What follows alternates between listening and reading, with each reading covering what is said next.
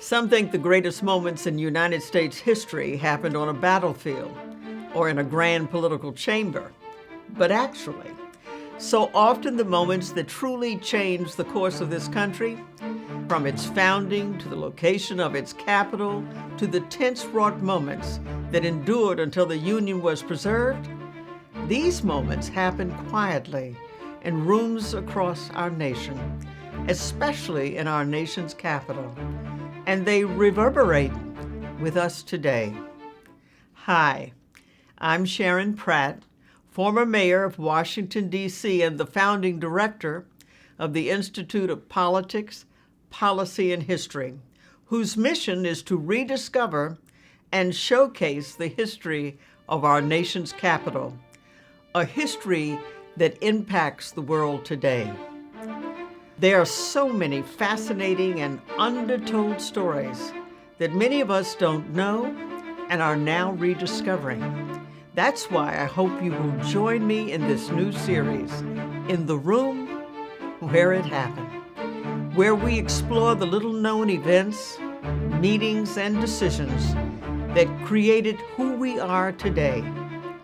We begin with a story that forever changed our nation, the assassination of our 16th president, Abraham Lincoln, the first president of the United States to be assassinated.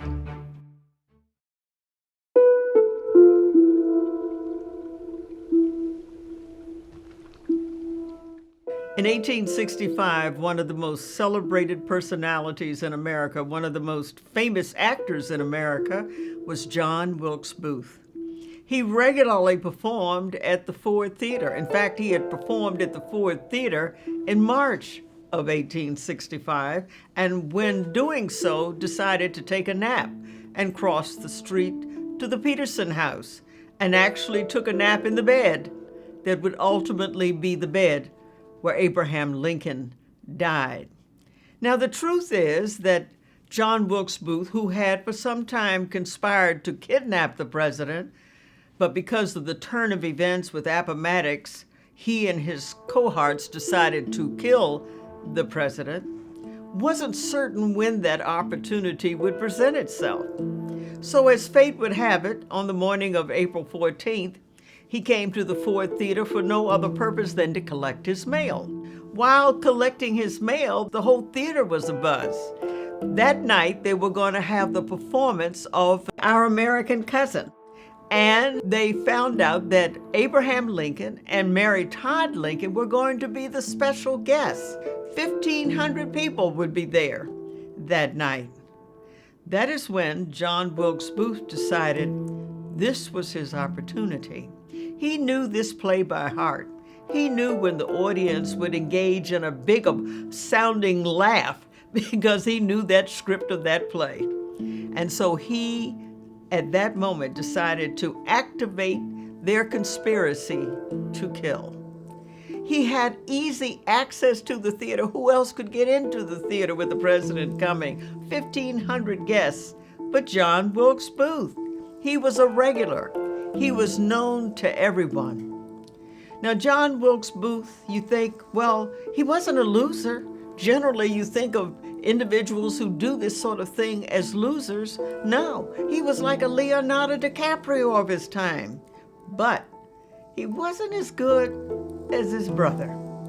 His brother, Edwin, was the more serious actor, the more revered actor. In fact, he had played Hamlet more than any other American.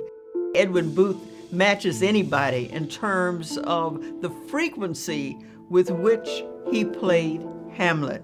Edwin was respected and appreciated because he was a very active, open unionist.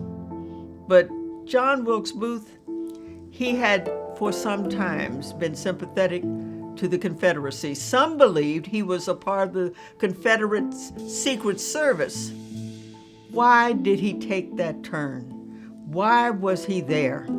Many believe, particularly given the letter that he left, that he wanted distributed after he assassinated Lincoln, he thought this would catapult him to a position of great fame. He'd be in a pantheon of celebrated personalities. He would achieve what the Confederate Army could not achieve, what Robert E. Lee had not achieved. He would be a hero to the Confederacy. Instead, he is one of the satanic figures in America. He did achieve notoriety, but he will be forever hated in this country.